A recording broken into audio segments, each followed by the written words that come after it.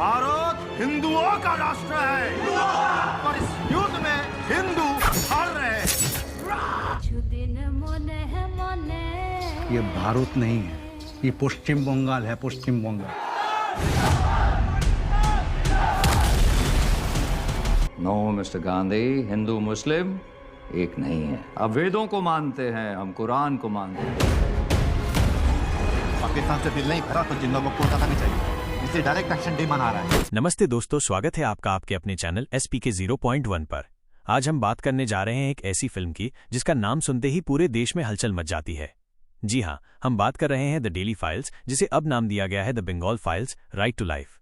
दोस्तों, विवेक अग्निहोत्री की पिछली दोनों फिल्मों द ताशकंद फाइल्स और द कश्मीर फाइल्स ने लोगों को सोचने पर मजबूर किया, विवाद भी खड़े किए, लेकिन एक बात साफ हो गई, इन फिल्मों ने सच को सामने लाने का काम किया।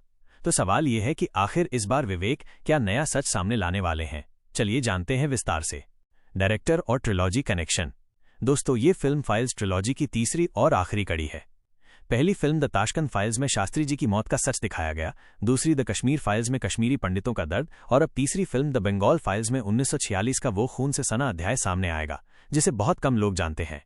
डायरेक्टर विवेक अग्निहोत्री का कहना है कि उनका मकसद है भारत के सबसे काले और दबे हुए सच को सामने लाना, और इस बार उन्होंने चुना है 1946 का डायरेक्ट एक्शन डे और नोआखाली दंगे।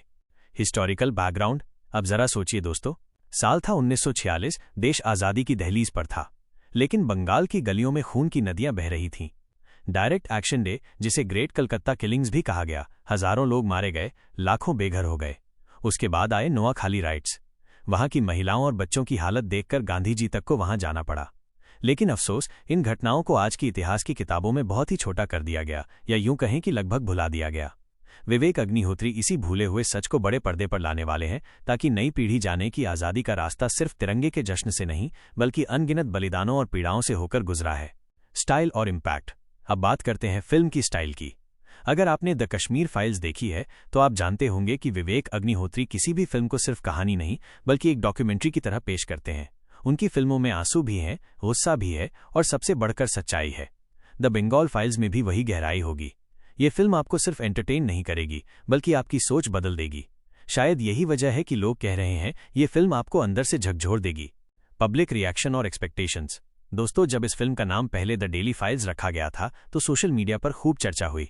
कई लोगों ने कहा कि ये फिल्म 1984 के सिख विरोधी दंगों पर होगी, लेकिन बाद में नाम बदलकर द बंगाल फाइल्स कर दिया गया और साफ कर दिया गया कि कहानी बंगाल के दंगों पर ही है।